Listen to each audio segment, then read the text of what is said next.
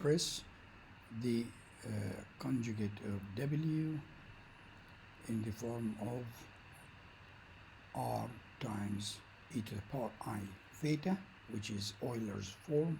So from A we know W is equal 13 plus 13I, so W conjugate is equal 13 minus 13I. To express that in the Euler form, I need to find the modulus. R is equal to square root of 13 squared plus minus 13 squared. Simplify that. That will give me 13 root 2. The argument of this complex number is theta tan inverse imaginary part divided by the real part, tan inverse of minus 1, that is minus pi over 4. You should be familiar with the unit circle standard angles. And now W conjugate can be expressed as 13 root 2 e to the power minus pi over 4I, and that is Euler's form. Next question.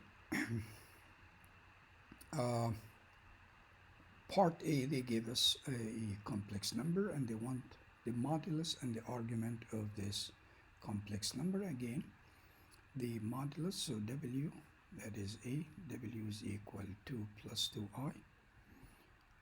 The modulus is square root of 2 squared plus 2 squared, which is equal to square root of 8. And the argument theta is equal tan inverse of 2 over 2, tan inverse of 1, which is pi over 4. And this also can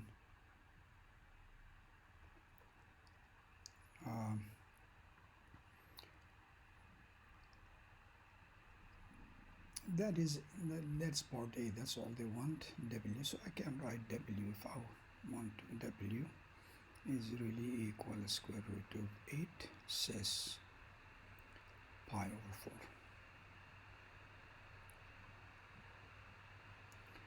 All right, for B,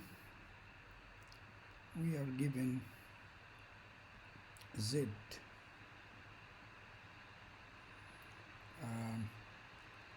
another complex number given in polar form. So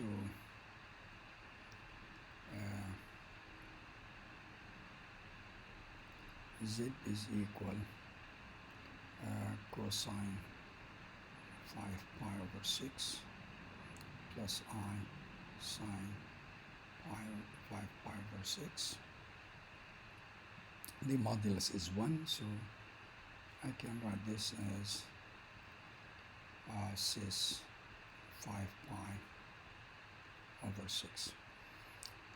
They want W to the power 4 times Z to the power 6 in simplest form. Well, let's put W to the power 4. W to the power 4 is equal in polar form root 8 cis pi over 4 all to the power 4. Using the Mach theorem, which is I have, where is it? Here it is, that is the Mach theorem. R into cis theta to the power n, I can expand it as R to the power n cis n theta. So this will be root 8 to the power 4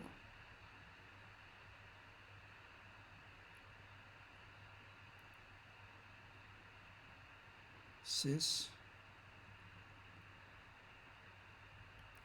pi over 4 times 4. So w to the power 4 is equal root 8 to the power 4. If you simplify it, that'll be 64, and 4 with 4 cancel, that'll be cis pi. So that is w to the power 4. And if you want to see how I get root 8 to the power 4, I can do it in here. Root 8, it's powers and indices really. You should already mastered this skill. 8 is 2 to the power 3, radical that'll be 2 to the power 3 over 2, all to the power 4, which is equal to 2 to the power 6, and 2 to the power 6 is equal to 64. We'll do the same thing for z to the power 6. Z to the power 6 is cis 5 pi over 6, all to the power 6, using the mod theorem. That will render this to be cis 5 pi. Also, I want to use the property of multiplication of complex numbers. I believe I put it in here. Let me check. No, maybe in this slide.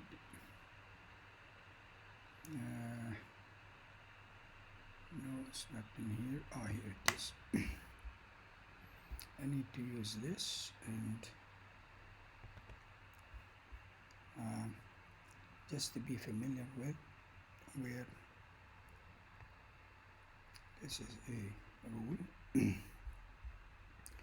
Complex numbers. So if I am can I put it somewhere here?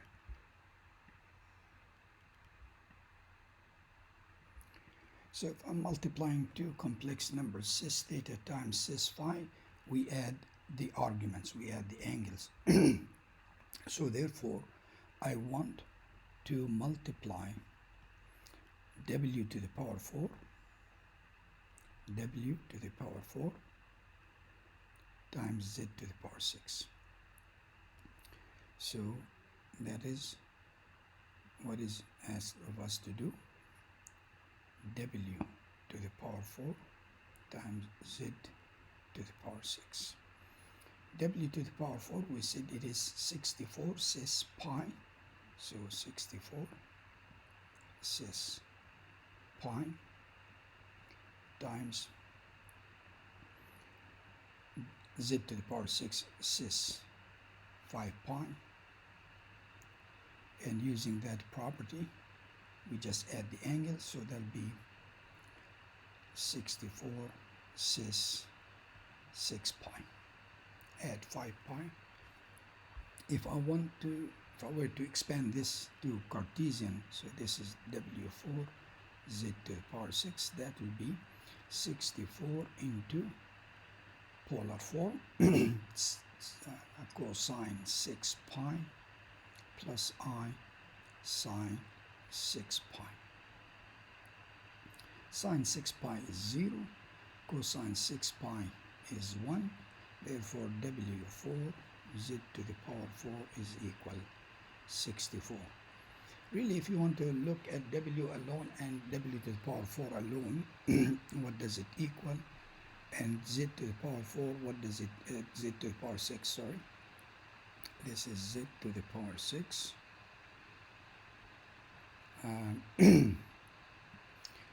W to the power 4, we said is 64 cis pi, so that'll be cosine pi plus I sine pi. This is 0, this is minus 1, so W to the power 4 is equal minus 64. Likewise, z to the power 6 is cis 5 pi, so that'll be cosine 5 pi plus I sine 5 pi. This is 0, this is minus 1, so z to the power 6 is equal minus 1.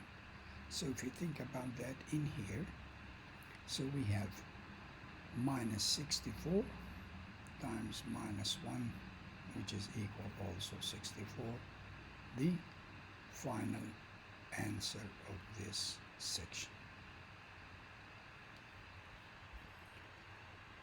Okay, next question. Solve z to the power 2 is equal 4 e to the power pi over 2I in Euler form, giving your answer in the form of the first one they wanted in Euler and the second one in Cartesian form. All right. Using the Mott's theorem again, z squared is equal 4 e to the power pi over 2I. I want z, so I take square root of both sides, or I take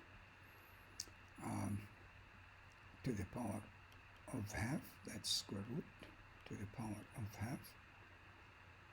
So that will give me on the left hand side z, and in here will be 4 to the power half e to the power pi over 2I times half. So that will give me 2 e to the power pi over 4I. Square root of 4 is 2. That is in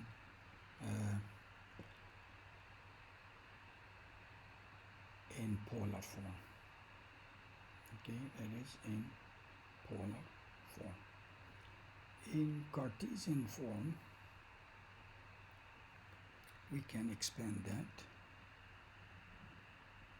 and we say z is equal to cis pi over 4, or z is equal to cosine pi over 4 plus I sine pi over 4. So z is equal, these are standard angles, you should know that. Pi over 4 is the 45 degrees, cosine is root 2 over 2. Also the sine is root 2 over 2. And z is equal root 2 plus I root 2. Also, I'd like to mention in here, I need that a graph that I have in here. I need to utilize this and move it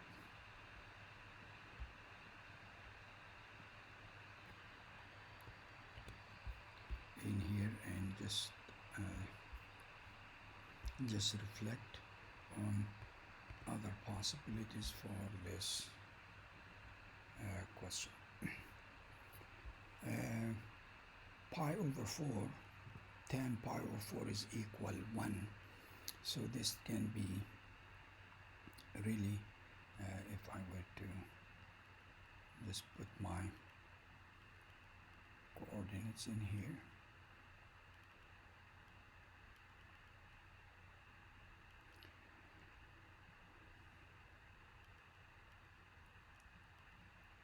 this is the angle, pi over 4. So the final answer, that is in here, this could be root 2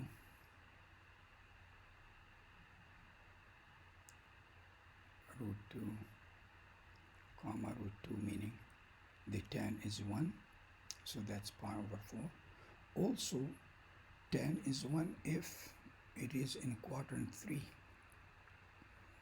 This will be minus root 2 minus root 2. The tan also is 1. In this case, the angle, depending what direction, if we go in the standard direction, standard position, it is counterclockwise, that will give me 5 pi over 4. And if I go into the clockwise direction, that will give me minus 3 pi over 4. And both their tan is equal 1, so z, it can be also minus root 2